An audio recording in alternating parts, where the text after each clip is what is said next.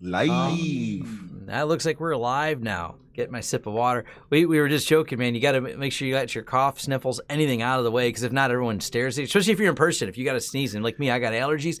Everyone looks and 2020 is a weird time. Oh yeah, it's like, oh no, did the Rona get them? Did the Rona get them? Dude, if I had to sneeze, I'm running out of the store for a minute. I'm not gonna even do this in the store. Hold on, let me just go stand outside. Don't touch my cart. I'll be back. I just want to sneeze outside. I gotta be careful. Dude, it's a crazy time. Crazy times, man. There is just some crazy things going on out there. How they got hacked. Episode 49. Tom Lawrence here. Xavier D. Johnson. And man, we were digging through stories, and there's one of them that we're not even sure how to feel about, the whole Tails one. That's going to be the one that I know people ask you about it. We're going to cover it. I think a couple people messaged me in, and I'm like, I don't have an opinion. I have a lot of opinions, and they conflict with each other, man. There's not any, there's no easy answer to this one. Oh, man. I mean, we can dig into it. We can dig into it because there's multiple angles, right? We're all good human beings. Yeah. We don't want bad things to happen to children or to other humans of vulnerable place, but yeah, it's some weird gray area there. I figure we'll start with the dark one, that way we can laugh our way through the rest of them and kind of joke around about some other cybersecurity stuff. But we have that right on top, because I think it's the elephant in the room, honestly. Yeah. And if you don't know what we're talking about, I want to go ahead and share my screen here and just get you brought up to speed.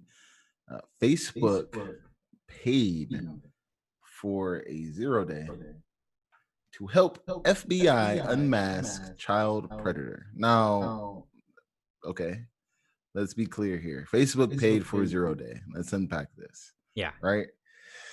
If we just left it at that, like sensational news typically does, man, that would go so far. I could see that going out into the Twitter sphere and setting our Friday on fire. We'd be popping champagne, like, oh my God, look at this. We finally got them. They're doing something that's just outwardly bad. But then they slap on this to help FBI, which we already know that Facebook helps the FBI all the time. But to unmask a child predator is when it's like, wow, okay. So Facebook bought a 0-day to help, as a private company, unmask a predator.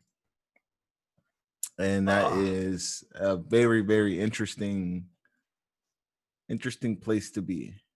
In the child predator part, I mean, you start with the most vile members of society when you think about something like that, right? Which almost makes you want to justify it immediately on that. And almost every, and it's unfortunate because this gets overused, every time there's some type of bill where they want to break encryption, they lean right away. No one should have encryption. This is every government agency. No one should have encryption because of this. Some child predator can use it. I feel like it's overused. This is a real case of an actual use case for it. But I think that actually, Tom, it's not overused. I think that there is 100% that worry. And even I think for every bit of privacy, like that falls in privacy, and it's terrible that it does, but it just does. And we have to figure out ways creatively to be able to pick those people out of the crowd. Yeah. Accountable. It's a challenging thing, and this actually highlights how much of a challenge it is. So if you look at something like the EFF, who's been fighting against the name of the bill, I can't remember, what it bans essentially any type of encryption. The only people really are going to be affected by it is the general public, because here's an actual child predator who took the time to use some of the most advanced security. By the way, they're not concerned about it's that they're not concerned about breaking the law. The security's out there. They're going to take advantage of it if the bills pass that make things like Signal or other tools illegal. Well, who's affected? Me or you? The person who's planning on breaking the law is still over on Tor using full encryption. Mm-hmm. So that's why I say it's overused, because they usually use it, even though they say that, they're usually meaning they want the general populace not to use encryption to make it easier to do things. Of course. But it's a I mess. and Yeah. in this instance, man, it just upsets. It's so upsetting because there's no easy way to solve this type of problem. No, there's not. And what Facebook did is very commendable, and I take my hat off to them. And it takes a lot to be that type of company, right? To actually stand up and say, "Hey, we're going to go out and develop or aid in the development and procure an exploit for a widely used operating system uh, to target a specific person, not a group of people, not all journalists, not, usually you see nation state people burning 0 days as campaigns. So they want to get all the people that reported on this one thing, right? All of the people who were in the energy sector, right? But this is to go after one particular person. This is this is above and beyond anything that I don't think we've ever seen this before. This Mm-mm. is the first. Yeah. And I mean, the person in Facebook's relation is the fact that this person was using Facebook as the platform of choice to find his victims. So that's Facebook's involvement. So you have the FBI involvement, you have Facebook involvement. It's obviously, like you said, very thorny here. Yeah, I Very wasn't tricky. aware that that he was using Facebook to capture his victims. Yep. So basically, Facebook. So how did this all work? Right? Give me up to speed here.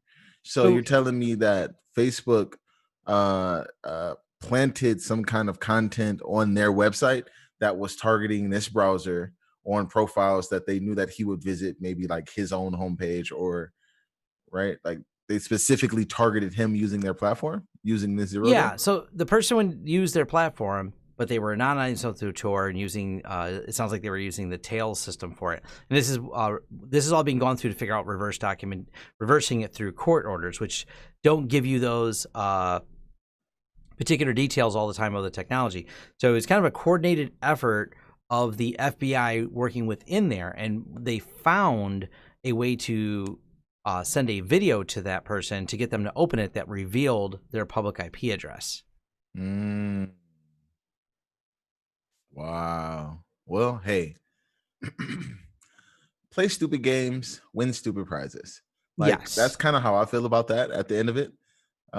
It's super interesting that, for one, when did this happen? This had to be years ago. Oh, yeah, this happened a few years ago, and it takes a while for the court to process it because the person was held. So between 2012 and 2017, he terrorized children. So this person was 5 years before they got it, and he wasn't arrested until 2017. And he pleaded guilty to 41 counts of terrorizing girls 12 to 15. I have a little Right. sister, so I probably would have killed this guy.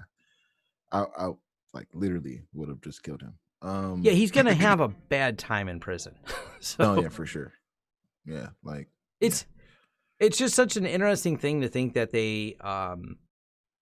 it's not like this person was a one and done thing. It was like years it took, and they paid over six figures to develop this one particular exploit, trying to get this person to open a one particular video to reveal their public IP address so they could figure out who this person was. Coordinated So up with the FBI. so Facebook says, "Hey, FBI, here's that IP address to that person that thinks they're anonymous," right? That IP address goes back to that location. The FBI kicks that person's door. The FBI goes, "Wow, that was really effective. Yo, Facebook, now that you got this tool on the tool shelf, can we always hit you up for Right. this?" Like, is this a part of the Graph API now? Yeah, and this is the real questions becomes, how often does this happen? How many more ongoing ones?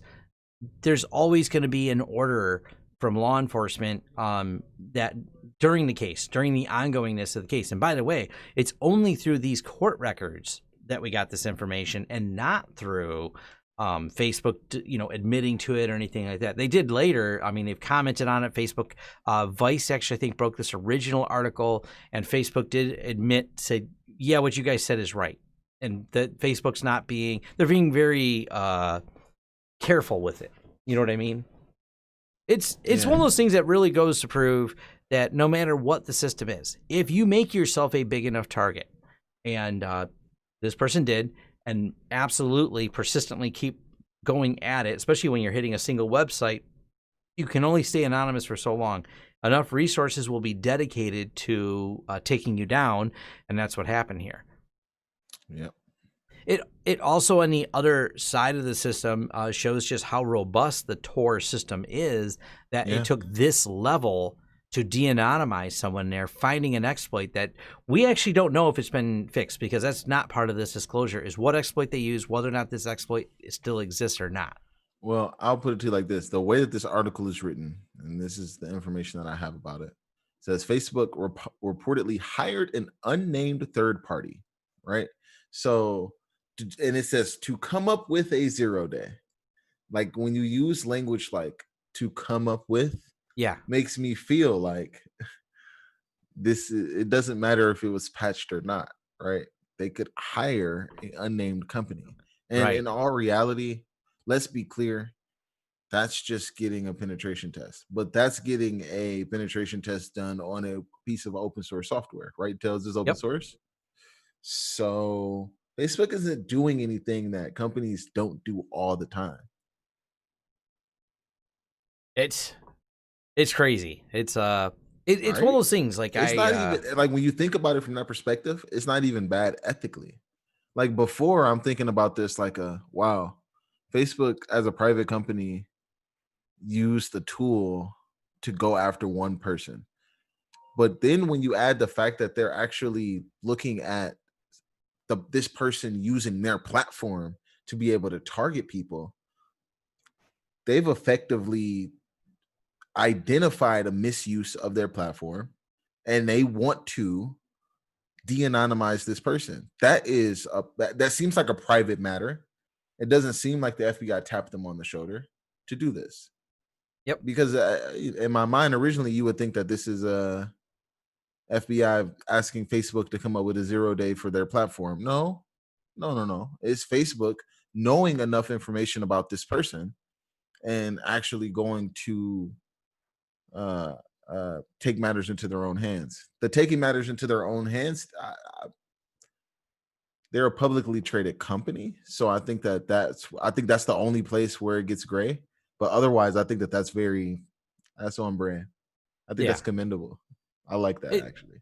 The more and more I talk about it, the more and more I like Facebook's stance on this. yeah, it's Facebook. We had no choice, and it kind of sums it up there.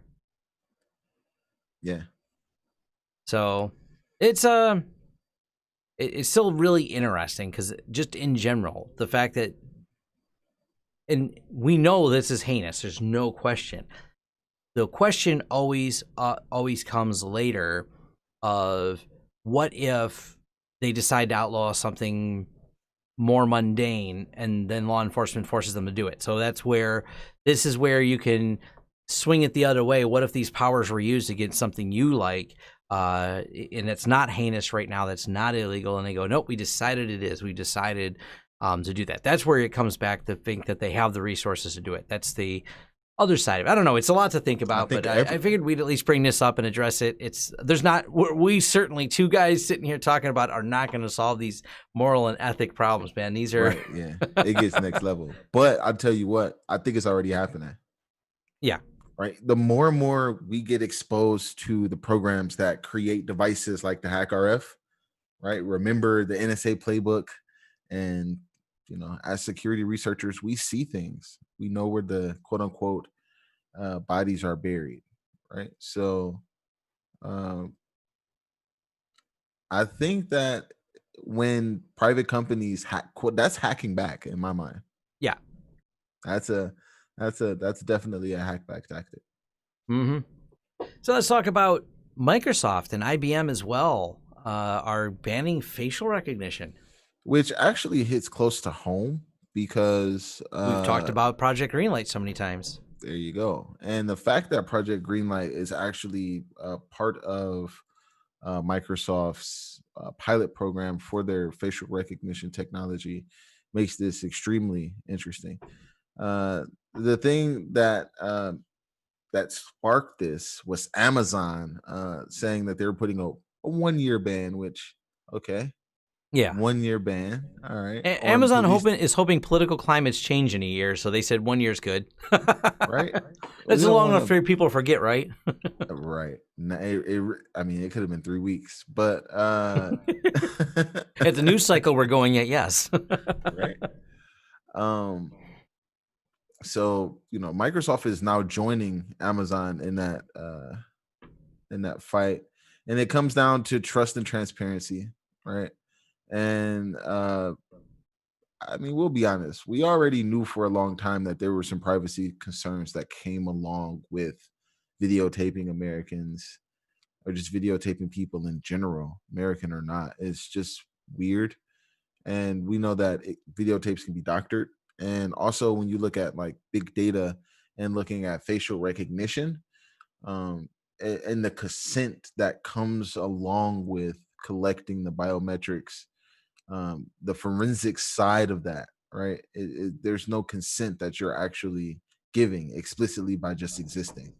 So I just, It it's interesting. At least we're seeing a lot more awareness of it. I think it's going to be the bigger thing. So, it's really challenging to just block it because you're out there, and there's all these cases. And the ACLU has a case against what was that, Clearview AI, Clearview AI, yeah. who's been slurping up all these data points across the internet. State of Illinois has very strict privacy. They consider your face a biometric fingerprint, and they have very strict rules. So a lot of these lawsuits come out of, I believe it's the state of Indiana, because of that. They're the only state that has some very clear, concise laws on your privacy. Go for that. That we actually have one state that cares. Maybe we can get the other 49 to pay attention to it. But that's often where these court cases get heard for this, including Facebook's gotten in trouble for some of them. On a related note, though, this is why Signal, my favorite private messaging app that is still great to use and not owned by some other company, is they added a face blur feature. So when you take pictures within the Signal app, you can just hit a button and it blurs the faces in it. It's automatic. It works. I played around with it. It's clever. It's simple. So they're using it in Signal just to recognize faces, not facial recognition, but just to blur them all for you. That was a nice add-on they had. Yeah. I think that more applications should be doing that. I think Apple should be having those kind of tools built in by default. I think it was New York Times. They've got an article about how Signal's seen massive amount of download, like the general populace. More people than ever are signing up for Signal. And I'll admit, this year, because of the way Signal uses your contact list to find other people, and I have an extensive phone number contact list, I've seen a lot of people pop up this year in that list that they just signed up for Signal. Yep. Even people I knew. So I have a few, actually have cell phone numbers for people who work at Microsoft, and a few of them joined, and I thought that was kind of cool. I seen a couple names. I'm like, where do I know them from? Oh, yeah, they work at Microsoft. And I welcomed them to the privacy world. But I even seen some of my complete non-tech friends sign up for it. One of my friends who, other than video games, he's not technical at all, and he's about my age, which I was shocked. He popped up on Signal. I'm like, oh, you care about it too? He goes, yeah, I decided to quit texting everybody. I think I'm going to go, I don't know if I trust the world as much. It's like, welcome to my world, man. Don't. There you go. Yeah. And if you are going to text somebody, at least try an iMessage. iMessage is much better than just regular old SMS, but that's just still trusting Apple, which is taking the stance. They're trying. Yeah, I think Apple overall does a pretty good job. The downside is as a non-Apple user, I have to signal message to So Xavier. this is a perfect opportunity. Like if Steve Jobs was here, he would go, you know what? Privacy is a human right. iMessage for all. And then people would be like, oh yeah, look at that. I think he'd do that because Apple, as big as the market share as they have, they still not the market share. It's like, look, if you open up to Android, I think if they open up to Android, they would win the war if there really was a war. Like they would become the standard messaging almost like overnight. Because so many people use the Apple and the message features in iMessage and the cross-platform nature of it. And if you could use it like that, I think they would win. But especially if FaceTime came over. Yeah. And they have fought hard. They're just like, no, we are not moving it over to any other platform. You got to stay in our ecosystem. Cool. Do that. Be in your walled garden. Speaking of walled gardens, you remember WordPress, the thing that runs how they got hacked.com? Oh yeah, I think I Yeah, heard of that. we have that on auto update because it always is like under attack and is trying to be pwned. And so there's this new thing that's called Stealth Worker. And Stealth Worker is basically the 90s calling and when their exploits back. Hmm. Of course, it's brute forcing. And long story short, Akamai researcher Larry Cash Dollar, which is an amazing name, Yeah, uh, for he sure. he detailed Stealth Worker and found in one of his honeypots exactly how Stealth Worker was working. He found that it was brute forcing, doing a WordPress login attack. It was after it was successful, it would upload a theme called Alternate Light, and then basically it would have a PHP script that's called customizer.php, and this is an uploader that is replaced, uh, by some script that is owned by the attacker. The uploader then goes out and grabs something called mwebp, which is a Golang script that's packed. And long story short, it does a whole lot of weird stuff at that point. Next thing you know, command and control time, and we already knows what happens when you get over into the command and control. Um, we're talking about crypto mining. We're talking about other brute force attacks for other WordPress servers. Um, all types of stuff. So, long story short, gotta hit the MFA. You know, I'll be honest Yeah, with you. That's and basically where we're at with it. kind of related to this, there's been a whole lot of people exploiting old plugins in WordPress. And Mm-hmm. one of the bugs in WordPress, let's say WordPress vacates and removes a plugin because it's gone, that plugin actually stays in your system, and it won't tell you there's an update for it. It'll Yeah, because it doesn't have a callback, so it doesn't see a new version. because it's not So activated. because it's not activated anymore, so that plugin with whatever flaw may be in it stays there. So WordPress has become like we used to do a lot of WordPress, and I kind of got away from it because we sold all that over to a dedicated company. You need someone dedicated to keep your WordPress up to date. It's not just auto update. I mean, it is for me and Xavier because we know how to do it, but Right. if you are not in the Well, world that we're in and you just want to run a website, think about a company you well, pay subscription for, get a web application firewall like WordFence that will also help mitigate some of these threats, and there all you the other go. usual fellows like 2FA and things like that on there. There So you go. Multi-factor on WordPress is extremely easy to do. You can upload Defender, and then it'll help you do that. WordFence, like Tom said, is another good one. Keeping the server up to date is a huge line of defense. Only opening the ports that you need to open is a huge line of defense. Having WordPress auto update and then keeping plugins. The only plugins that you actually keep installed are the ones that you have activated. yep, Every other plugin is deleted. This yep. helps you stay safe. These are just best practices when it comes to WordPress. Yeah, because WordPress is PHP, and it's like the language every amateur learns, and then starts writing WordPress plugins, and then maybe or maybe not, they learn security along the way, or maybe after they wrote the Maybe not. plugin. Maybe not. There's a lot of As an holes in them. as a PHP developer, I can tell you there's a lot of not thinking about security. Yeah, it's not the first thing they were thought. So Thinking of speaking of not thinking about security, Knoxville. Did you hear about that? Knoxville Oh ransomware. man, ransomware. Yep. I know, I Aw, know, I know, I know. It wouldn't be a show without ransomware. It's yeah, people are going to really think that we've invented ransomware. The amount that we talk about it, we've talked about almost every popular and major ransomware attack, and we're going to keep covering this ransomware news to let you know how important and scary it is. Okay, so Tennessee has a place there for all of our out of towners and out of the countryers. Place called Knoxville. Knoxville, Tennessee is a rock and roller type of place. Lots of barbecue, lots of drinking, beautiful place. And it was hit by a ransomware attack. And I'll tell you what, while they don't know exactly how it happens, we assume that it is a spear phishing email, yep, and it looks like what what are they saying? They're doppelpayer, trying they're Maze trying and to doppelpayer. they're trying to figure out if they're going to pay it or not, right? Ooh, And I can't wrap my mind around that at this point, because we know what happens when you don't pay. you get doxxed. You get doxxed. Like literally, these two groups, Doppelpaymer and Maze, are the ones that will dox you, and you're like, I don't know.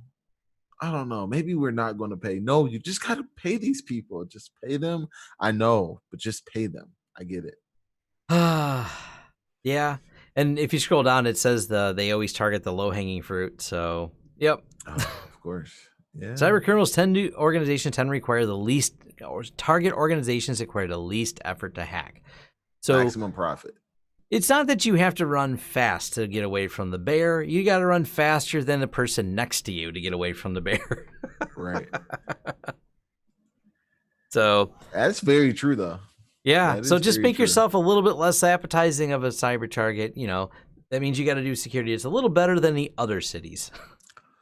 You know, but then like make sure that's because that's a moving target. Make sure all of a sudden you aren't just operating in security by obscurity mode. Like if the entire industry has shifted and people are now doing MFA, make sure you're doing MFA. You know, good thing it wasn't in production. But I caught someone because they'd set up some servers and they couldn't remember the password to the new server they set up. But I know what the default creds are. And so I said, try the default creds. He goes, no, I know I always disable those, but I'll try them because if not, I got to actually roll back this server to a previous version where I had the right password. Default creds worked, and I was like, don't worry, I'm not an auditor. He goes, yeah. He goes, I swear I deleted them. I said, I'm just glad you didn't because we need to get this job done today, and the default creds work still. It's on a private network internally, but if he would have forgot, he did create a new password, he did create a new user, but he left the old, admin at admin.net was still in the username stuff. So we logged in, created the new user, but didn't go back and create and delete that default creds user. So we all know default creds will get you. Yep. It's on every report that I've ever written. Default creds. Default creds. I don't think you probably ever gone through a large audit at any large company that you didn't find at least one still left on somewhere.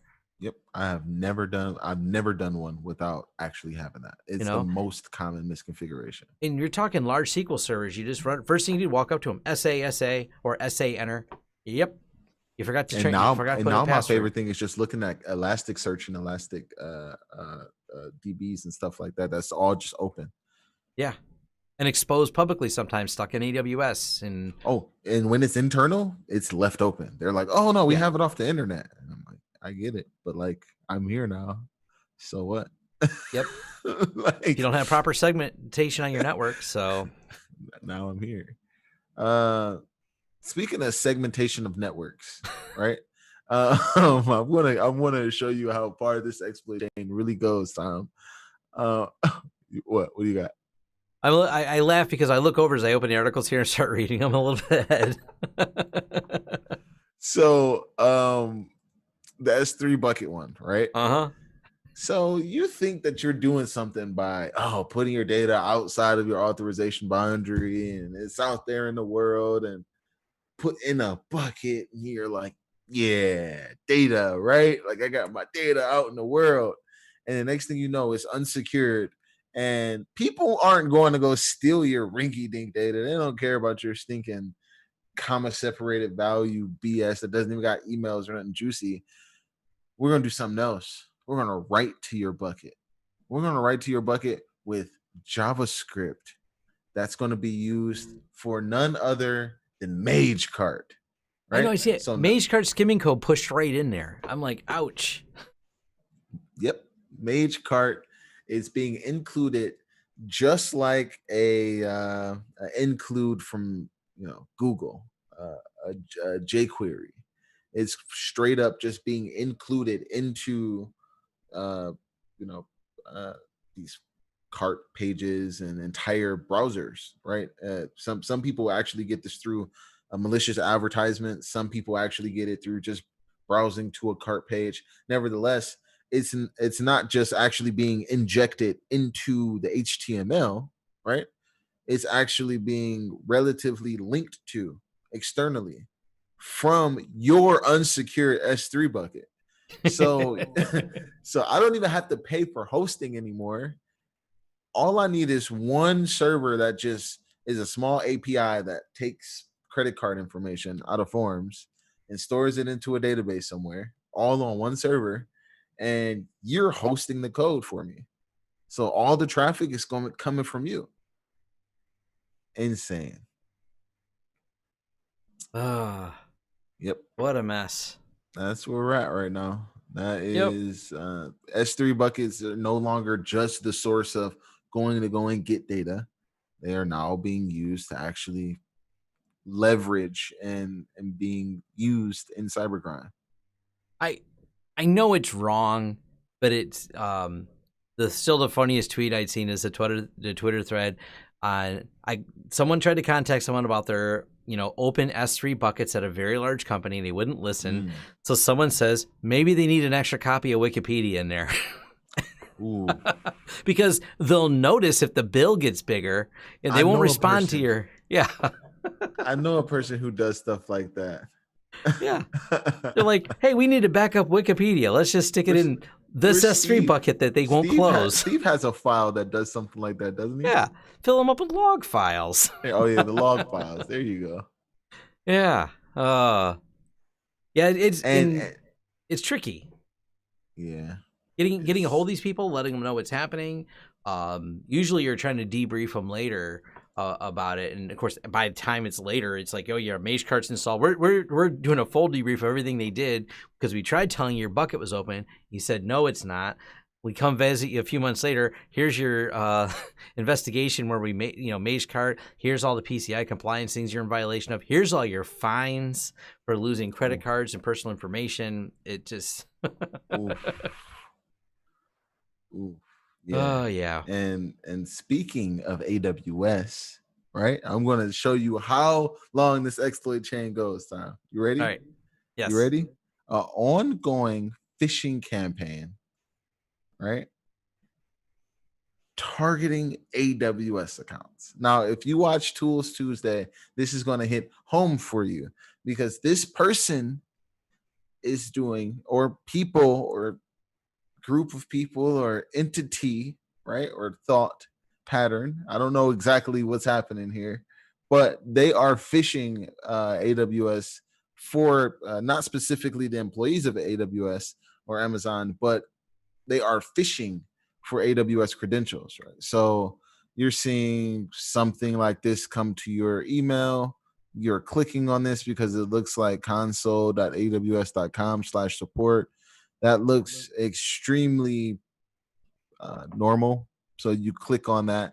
And then next thing you know, it actually sends you to howitfix.com, right? And I don't know if you're paying attention or not because you see this big, beautiful AWS screen. We already showed you that we have these on deck. They're just laying around. Then you start to put in this information and oh yeah, look at that. Next thing you know, that's being sent off and actually being used from a mobile user in Morocco, and trying to reset the password on the account. And this is not limited to just one domain. This is a ton of domains being used. Howitfix.com is one of them.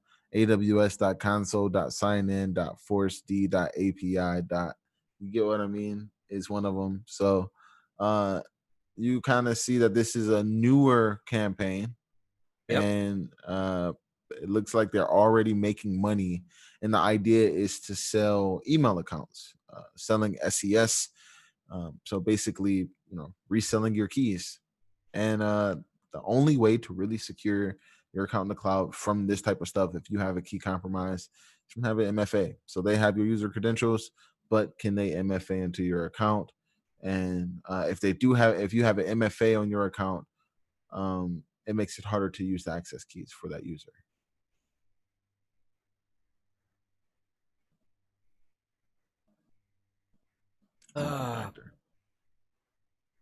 So Markimus says, where do you find the list in terms of security standard? Maybe the NIST list, starting. NIST is a good one. The Center for Information Security is another good one. Yeah. Yeah, there's a couple of them out there. Those are OWASP, OWASP. top 10. Yep. Yeah.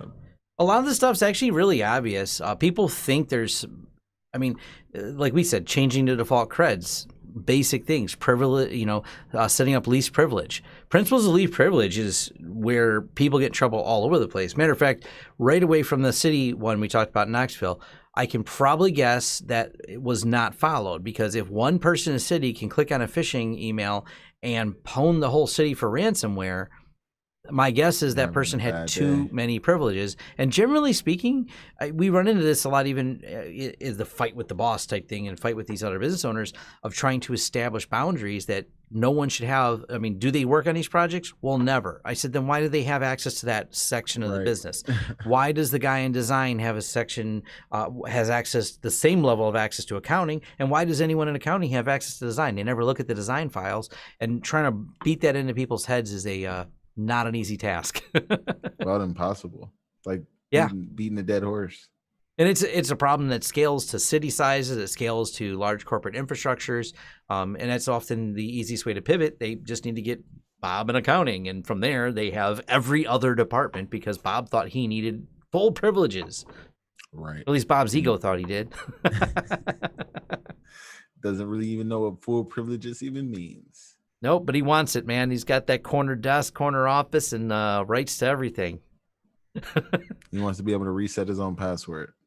Oh, of course. Of course. Got to add that in there. All right. So there's what's this next one? Dark Basin? Dark Basin. Yeah, this is interesting because it's a hack for hire group. Dark Basin is a hack for hire group targeting thousands of individuals and hundreds of institutions on 6 continents. Targets include advocacy groups, journalists, elected and senior government officials, hedge funds, and multiple industries. Now, it's kind of interesting because just like it sounds, there are hackers for hire to go in and focus on one of these groups. And it sounds like there was a crossover because once someone, Citizens Lab, started digging into this company, apparently other people said, oh yeah, we're digging into them too.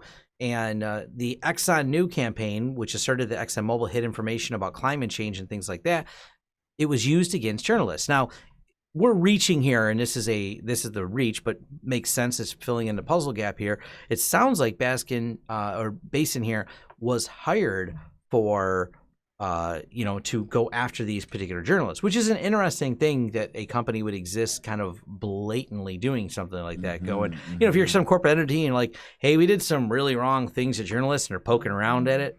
Can you go target those journalists and keep them busy with phishing campaigns? Sounds like there's an entire marketplace for this because didn't Facebook just cause somebody to get a 0 day? Yeah. Isn't this the exact same thing? And this is where it twists a little bit, because when you talk about targeting journalists who are doing real work or targeting something like a hedge fund, that becomes even financial manipulation, violations of the SEC. It can be really interesting. Yeah.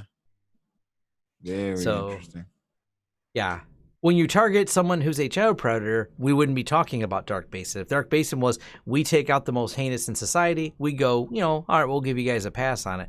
When you say, hey, Exxon's been doing some wrong stuff, and we target a journalist trying to report on that, different perspective.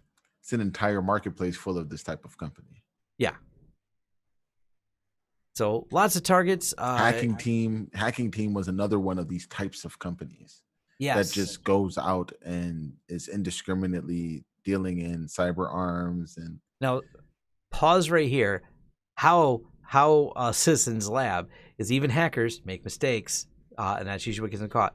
We subsequently discovered that the shortener was part of a larger. So actually, we'll read up a little bit. 2017, Citizens Lab was contacted by a journalist who had been targeted with phishing attempts and asked if we can investigate. We linked phishing attempts to a custom URL shortener, which operators use to disguise the phishing links. We subsequently discovered that the shortener was part of a larger network of custom URL shorteners operated by a single group. So they were just basically incrementing, and by reversing the URL shortener, they were able to figure out what other groups they were targeting by that. So simple incremental numbers. All right, and it probably just went in a queue. It was generating the next number in the queue. We created one for this person and that person, that person. But once you could start reversing that, that's how Citizens Lab was able to reverse engineer and learn who those targets were and who they were targeting and develop what their attack pattern was. So I think it was some clever work on Citizens Lab kind of uncovering this. OSINT, baby. OSINT. OSINT. We had one of your phishing emails and we realized you had your own URL shortener and we figured out how to reverse it and how you incremented the numbers, and away we go. It was interesting. Super interesting. Links to India. Yeah, and he was indicted in California in 2015 for his role in a similar hack for hire scheme. So, yeah. Hack for hire. You got to be careful with the hack for hire, man. Especially when you're targeting just journalists. I mean, you're not targeting the heinous people of society. You're targeting journalists. You're targeting just in general. Yeah, just in general. People, you can not, because now you have companies hiring you to just attack that type of people. So it's a very different. Right. Yeah. That's what makes it different than our Facebook. To attack themselves. Right. How about that? Like, stop working for other companies to attack other companies without permission. Yeah. It's still an interesting dive on that. I thought it was kind of. That's pretty deep. A phone pinger. Oh boy. Corporate espionage is an activity for his LinkedIn. That's pretty intense, right? Like that's not a skill that most people are gonna have at all. Like I have plenty of things on my LinkedIn, and corporate espionage is above my pay grade.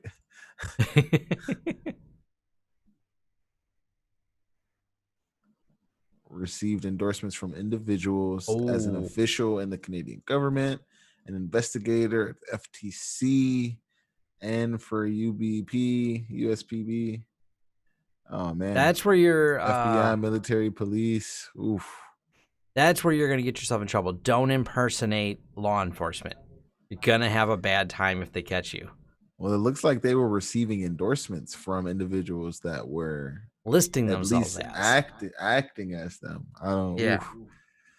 That's where you're going to get yourself in a lot of trouble. The government doesn't like when people impersonate the government. Oh yeah, no, for sure. That's probably about as bad as it gets. Yep. If you want to make yourself a government target, do that. It's, messing with the identity of the government and messing with taxes. Don't mess with the government's money. They'll go after you hard on that too. And it really comes down to spear phishing, not just phishing, but spear phishing. Yep, knowing that was exactly. Yeah, that was how they targeted. It was very specific spear phishing. So, it sounds like they would get the targets from whoever hired them, and they would just drill down on that target to try to get there, which is, of course, the journalist is what brought this to Citizens Lab, saying, hey, I'm really being targeted by these. I'm not clicking on them, but someone really is after me, but I don't know who they are. Right. Yeah, that's pretty deep stuff. Mm-hmm. That's the deep stuff. Energy sector. Yep. Legal services. Executives. Oof. Government. I wonder if they were involved in the Jeff Bezos incident. Oh, wow. We never did figure out. Now, the only thing we linked, allegedly, and it's still not been proven, was that particular Saudi, I think it was a Saudi prince, who had a beef with Jeff Bezos and paid to have Jeff Bezos' phone hacked so he could get personal details about him to slander him. And, that's a hell of a thing to do. It's all alleged. It's not proven, but I think we talked about it a few episodes ago, a while back before we went dark for a little while. It's a hard one to prove, but it's one of those things. This is definitely going on. At some point, do these CEOs just not have phones? Or, you know what I mean? Like, they have to be one layer of insulation? It's got to be just like VoIP or something. Yeah. Something that's like non-mobile. Something that's a static line over internet. The red phone in the office, man. It's a secured line. Call me back. I'm going to call you back on the secured line. Yep. By the way, you can do direct phone calling on Signal. Anonymous phone calling can't be tapped. So it's pretty dope. The voice quality on Signal is actually really good too. These spear phishing campaigns look really good. This is good, Yeah. high-end work on the behalf These aren't the of ones I usually operators. see. Right. I've seen some really bad ones. I've seen some bad ones that work. That's why they don't have to be better. It's pretty intense. Mm-hmm. Yeah. See That a was a couple deep more one. stories here.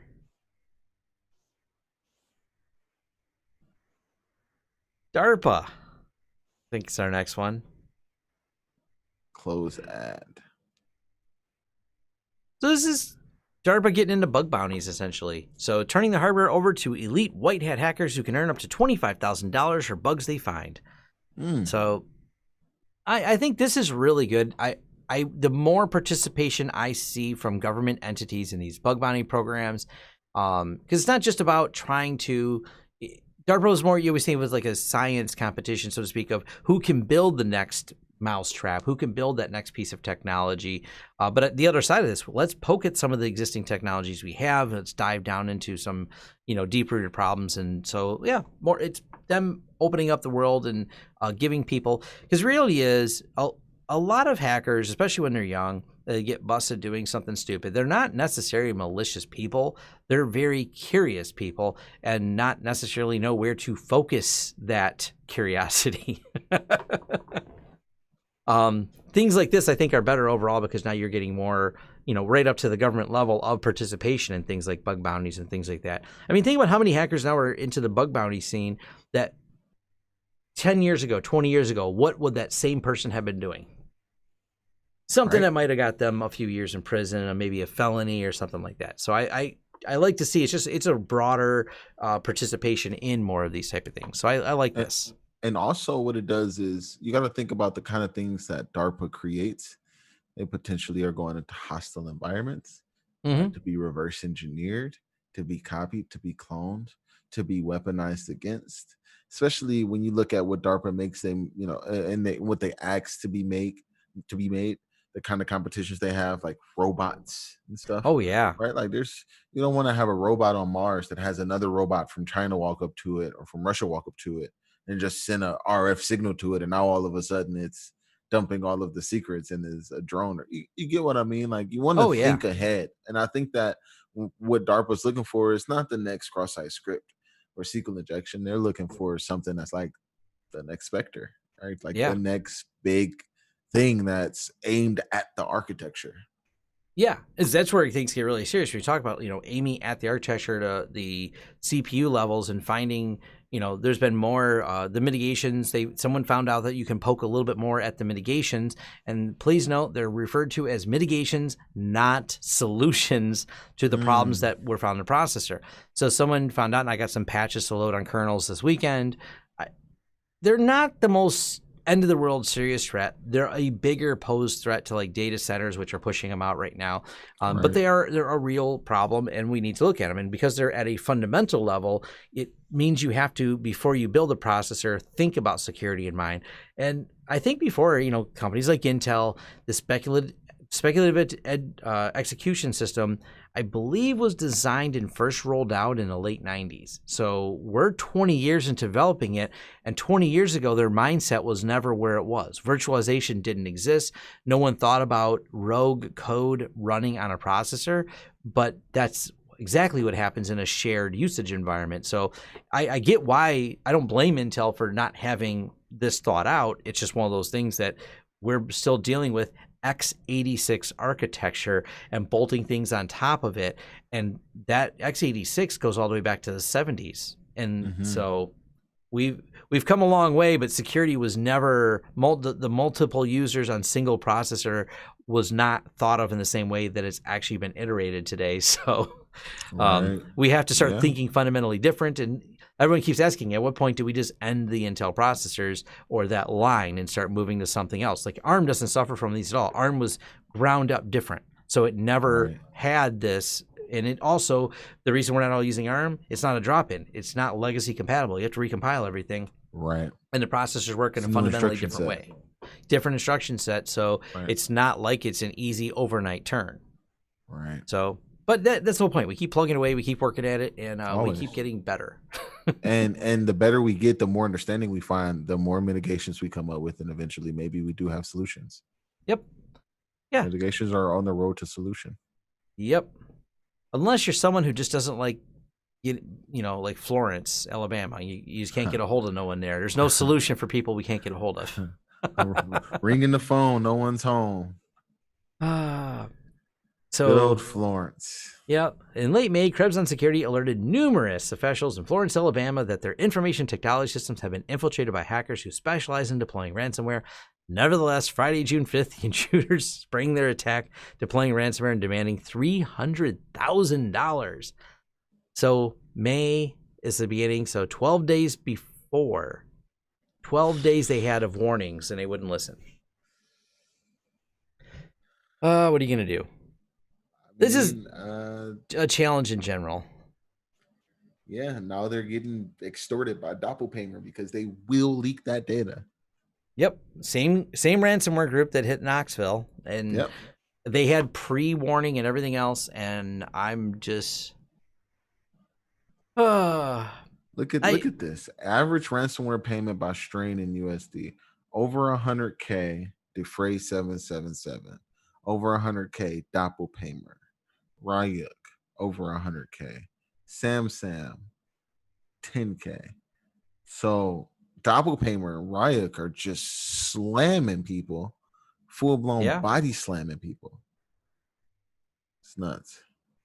Yeah, and the more money there's in it, the more emboldened they do it. As more and more of these companies pay, or if they don't pay, they get guilted into paying. They get doxxed. If not, they drop all their documents out there. They do whatever they can to extort money out of them. And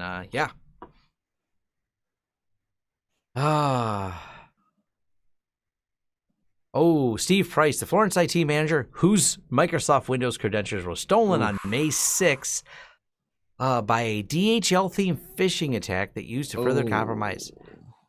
Here's a question. How did you log in with your Windows credentials to a DHL site? That means you're reusing passwords. Yeah, it means you're reusing passwords, or you click the link and brought over, and I don't know. There was a relay that happened that allowed me to be able to get your ticket or your token somehow. Something happened. Something. I have a feeling, and you've worked in this industry a lot, Xavier. How often is it something complicated, or how often is it something simple? Like, he used the same password for everything. He used the same password for everything. Sure. We like to think that hackers are doing something clever. We like to think they're these really clever. A lot of times they're like, nah, dude put his DHL password in. Turns out that was his Windows login. he uses his dog's name everywhere. God, man. Do not reset or shut down. Files may be damaged. Do not rename or remove the encrypted files in the README files. Do not delete the README files. Do not use any recovery software. They're serious about this. They will delete your stuff.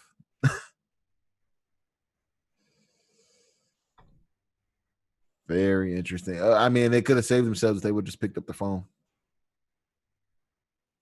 Well, a guy who doesn't like changing his password probably doesn't believe you need to, and probably doesn't believe a lot. So, type of person that doesn't pick up his phone. Yeah, that's pretty intense. Yeah. Then I've seen similar. There's I just follow a handful of security people on Twitter, and you'll see a lot of these type of discussions come up of how hard it is to get a hold of people, why they have to sometimes publicly almost shame them on Twitter to do it. Like it's a real pain. And I don't know. Somebody wants to give me a contact over at Pearson. I'll take it. I'm looking for them. I'm looking for a Pearson contact. I'm one of these people that are sitting on 0 days that I don't want to be sitting on, that affect our teenagers that are doing testing and stuff. Like I want to fix it. I've been looking for a way to fix it. There's no way. Just help me. Yeah. That's the It's just like it's a shitty place to be. Yep. I don't know what it's going to take to get security better. But I will tell you that the ransomware thing has more clients that care about security contacting us and wanting to, we should probably get some antivirus. I was on the phone with a client today who's finally concerned. His company's gotten pretty big over the years, and they've been a client. Matter of fact, that's why I was talking to him.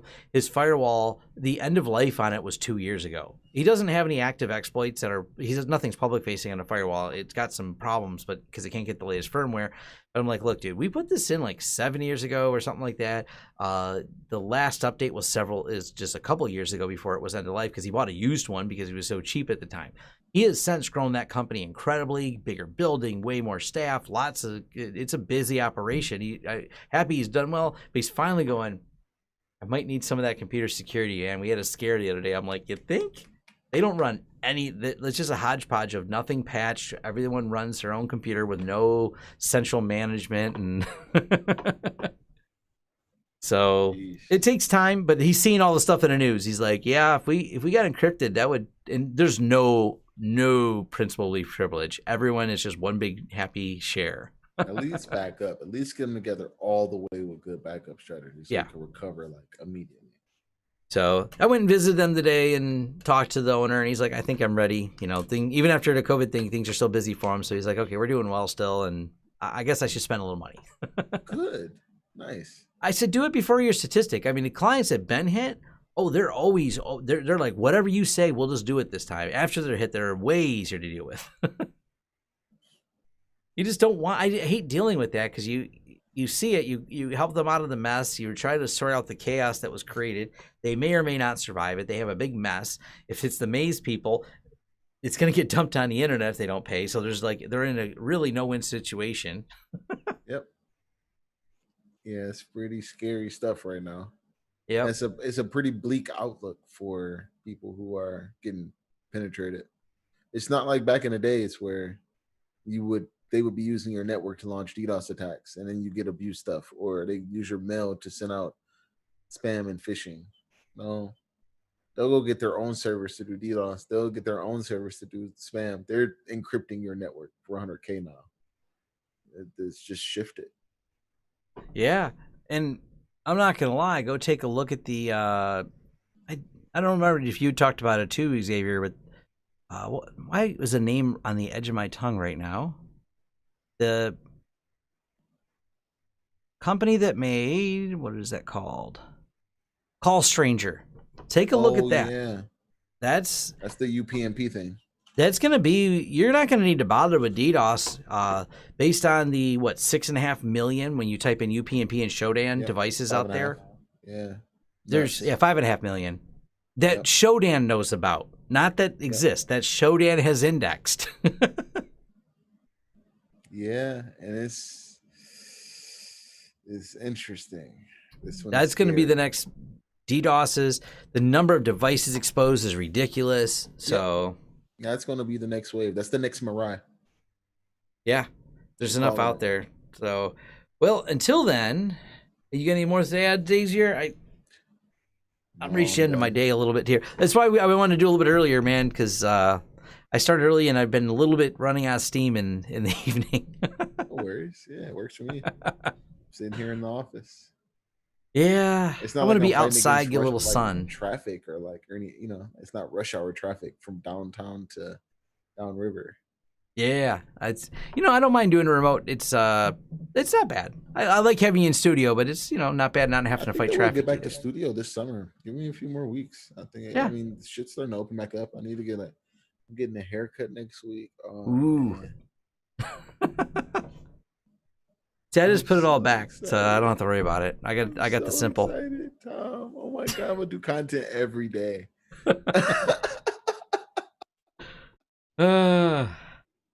Oh man. Well, until then. All right. Peace, thanks, guys. Everybody for coming. Thanks. Peace. Appreciate it. See us on the internet. Tweet us. All that fun stuff. Thanks. Later.